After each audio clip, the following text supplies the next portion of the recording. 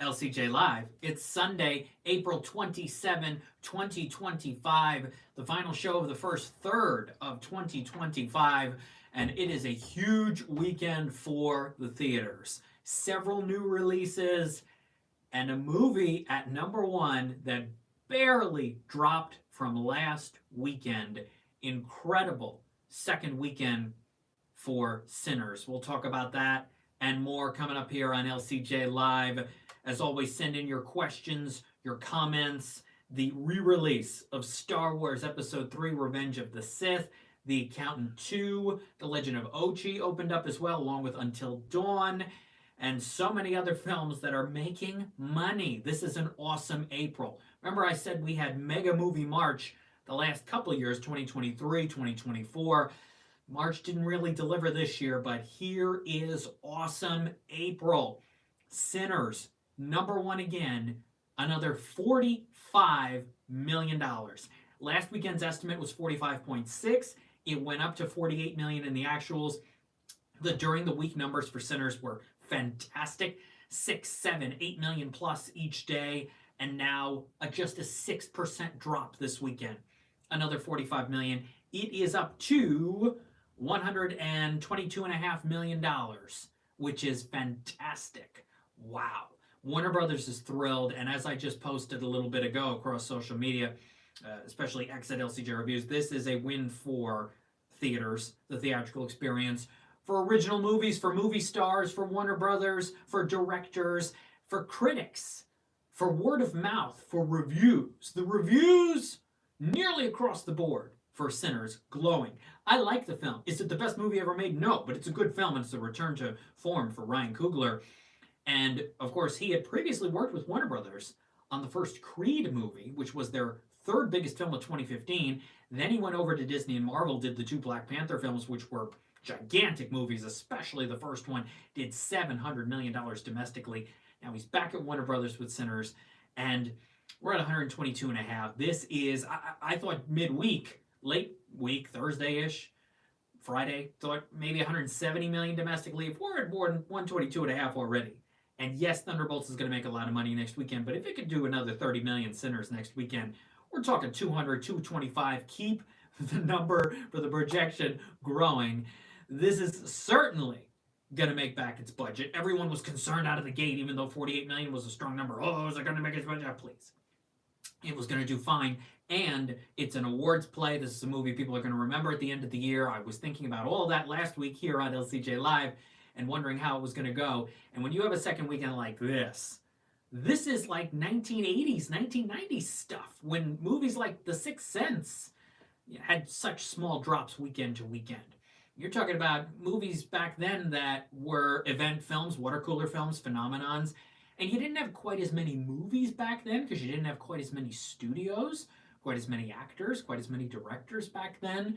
So people went to the same movie 2 or 3 times. And you look at this second weekend for Sinners and how it was doing during the week, these 70 millimeter showings are selling out across the country. This is like a Christopher Nolan film. This is an event film. You know, look at what Oppenheimer kept doing in those 70 millimeter IMAX showings. Months later, still making legitimate money.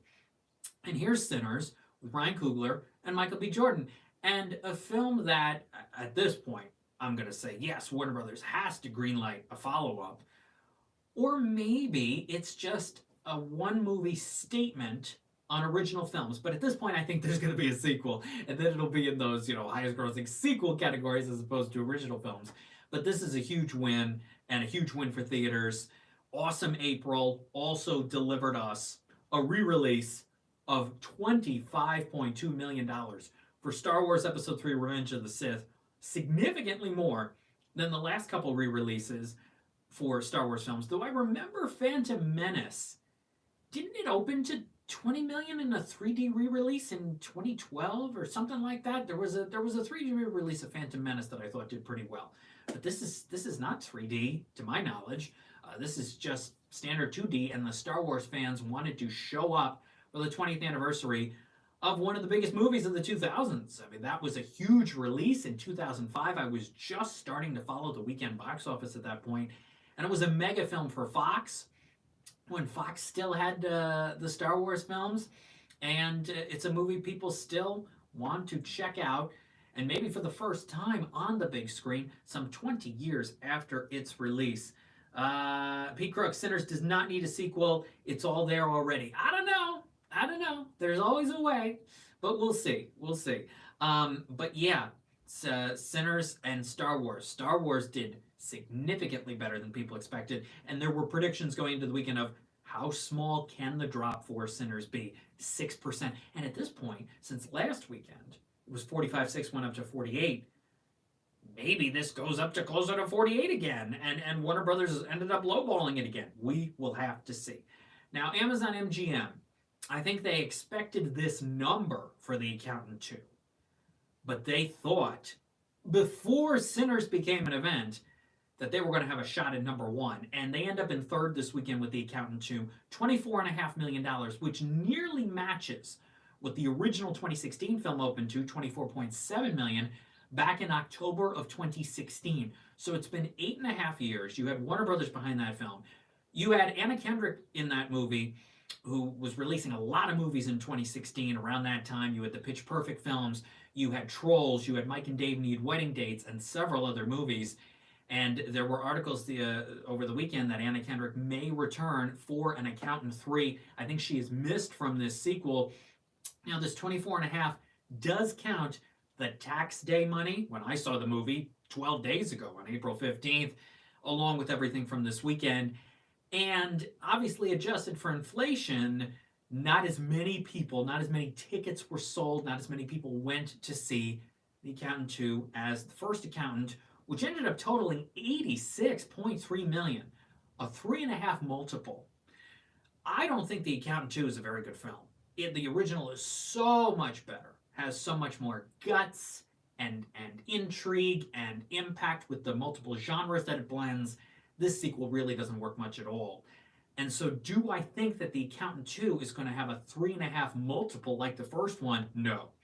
I could see a $10 million weekend next weekend, maybe 5, then 3, and then it's out. I mean, I really think so. Unless Awesome April bleeds over into May, because I will say this, the second weekend of May is a little quiet. You know, there's a couple films, Shadow Force, a couple things, but the second weekend of May is a little quiet. You've got Thunderbolts in that Hurry Up Tomorrow and Final Destination come out on the 16th, and then we're cooking for summer with Memorial Day from then on. But people are going to look at that second weekend in May and go, maybe Sinners will do okay. Maybe, maybe Thunderbolts will have a so-so hold. I would have booked something big for that May 9. I almost would have, if I was A24, kept Friendship as a wide release on the 9th instead of making it go wide on Memorial Day weekend up against Lilo and Stitch, Mission Impossible, and The Last Rodeo, which I've already seen. I don't know. I might have kept Friendship as a wide release for the 9th. Pete Crook's the 1997 Star Wars release from Massive Hits. I do remember learning that in looking at the box office. And Pink Floyd at Pompeii, I will get to in a minute. So yeah, second weekend of May, watch out for that. But if people say, oh, the summer's not doing great, relax. Everything's coming for Memorial Day weekend and then on, and then as well as Sinners still doing great numbers. So 24.5 for The Accountant 2. We'll see how high I can get. I don't think it'll get to the 86 million, but maybe I'll be surprised. Number 4 is a Minecraft movie, which added $22.7 million. Really good fourth weekend.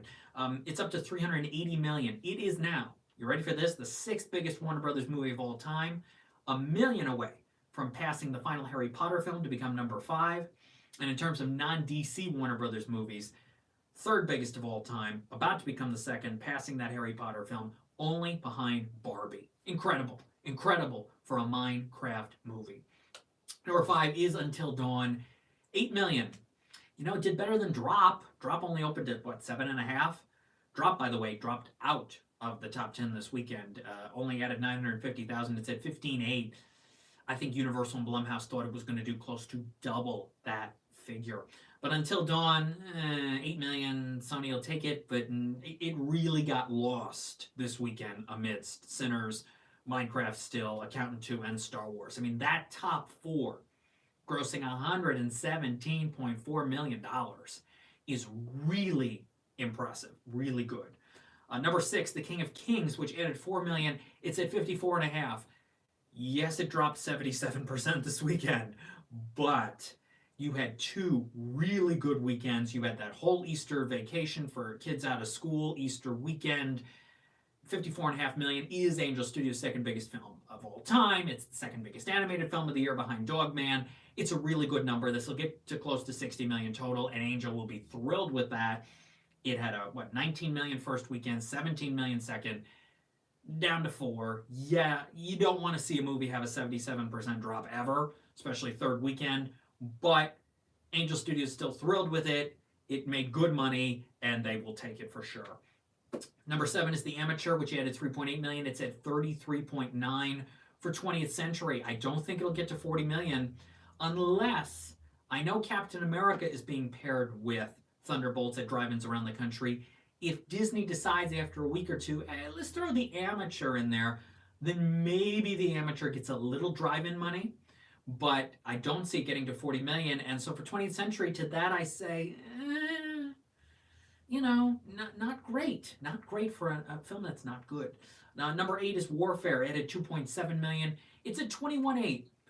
This has a shot at becoming one of the 10 biggest A24 films of all time, but it needs another 4 to 5 million. I'm not sure it's going to get there. It may actually need more than that. So if it needs 6 million or more, I don't particularly see that happening, but not disastrous number for A24, but not great. Speaking of A24, The Legend of Ochi. Number 9 this weekend, 1.4 million. It's at $1.5 million because it had a limited open last weekend. I saw this Monday. Disappointing film. I appreciate the puppetry.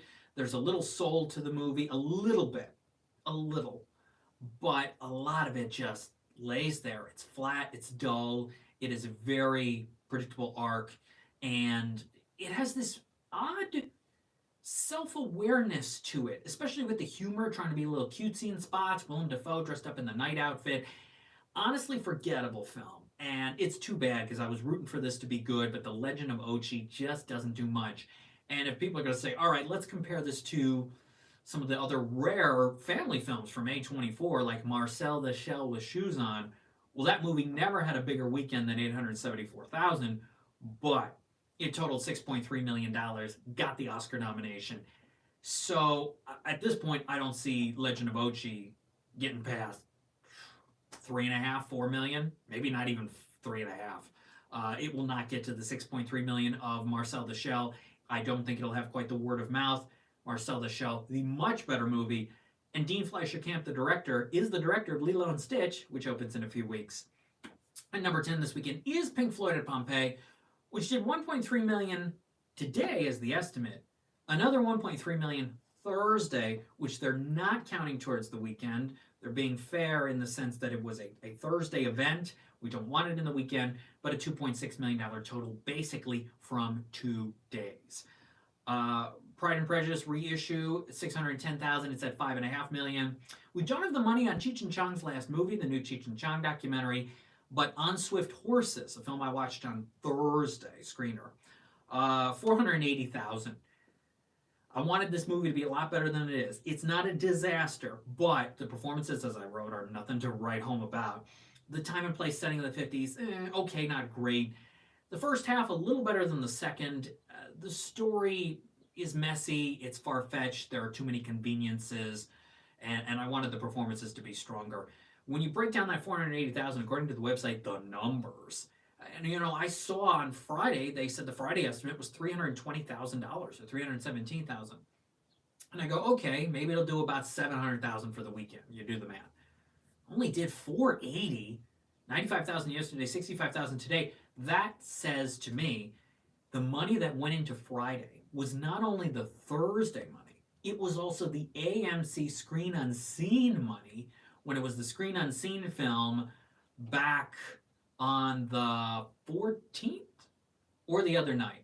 I think the 14th, because you had Ochi the other night. So when it was the Screen Unseen, they took that money and they put it into the Friday gross as well. So that is On Swift Horses, which has Daisy Edgar Jones from Twisters, Will Poulter from The Bear, Jacob Elordi from Priscilla, Diego and other actors, but it just it doesn't do much. It really, really does not have much of an impact, which is too bad. Same goes for a movie called The Surfer that I watched last night. It's the new Nicolas Cage movie that opens in theaters starting Wednesday. And this is a film that is about a guy who wants to buy back his childhood home, which is back on the market in Australia overlooking this beach. And he gets there and he's trying to make the deal happen, and there are a lot of obstacles that stand in his way. And then it spirals and spirals and spirals, and you think a few things as the movie goes on of, all right, it's wacky and it's way too heavy-handed. But I understand sort of what's going on. It sort of makes sense. If it goes down these certain paths by the end, then it'll completely make sense. And then the last 20 minutes, you go, what the heck was this? It completely falls apart. Nicolas Cage plays an enraged man well. He is the only reason I sort of stuck with this. But, not an all-time performance from Nicolas Cage, and I don't recommend you see the film, even if you're a Cage fan. I think the movie's going to leave you with a bit of a sour aftertaste to it.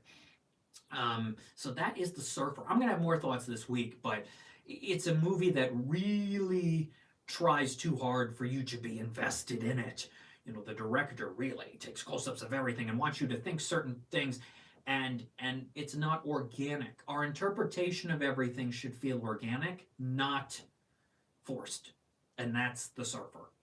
And it is gorgeous location-wise, this Pete Crooks. Yeah, I guess, but that only takes you so far. When you have a wacky villain in Julian McMahon and things that just end up not making sense and not living up to what you had earlier on, then it's not going to work in the end, and I cannot recommend The Surfer. Favorite vampire films? I'd have to think about that a little bit. Hotel Transylvania comes to mind for me. I do want to mention a couple other things before we go today. Thunderbolt's in theaters this weekend. I think it'll do 75 to 80 million. I really think so. If it's got a 6 in front of it, Disney's not going to be happy. It needs at least a 7, 8, maybe more, and maybe a $30 million weekend for Sinners. A film that maybe could have done okay in theaters goes to Prime Video Thursday. Another Simple Favor, the Simple Favor sequel with Anna Kendrick and Blake Lively.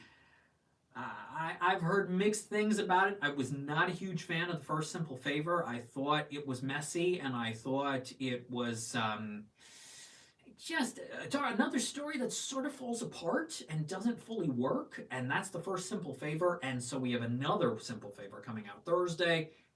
On television, you have Wear Whatever the F You Want, the new Stacey London, Clinton Kelly fashion show that starts Tuesday on Prime Video. I've seen 4 episodes so far. I'll have more on that tomorrow. And I watched a documentary the other night on Bob Mackie. It's on digital platforms. It's called Bob Mackie Naked Illusion. And there's a lot of good things he says in it. He's the iconic costume designer of a lot of what Cher wore, especially. She's got a lot to say. He's got a lot to say. The movie itself definitely needed to be trimmed by 15 to 20 minutes, tighter, and a steadier flow. Absolutely. It really, as a documentary, as an experience, I enjoyed it. I enjoyed the comments. I enjoyed the clips to an extent. I enjoyed a lot of what the movie stands for. As a documentary, not the most well-made documentary.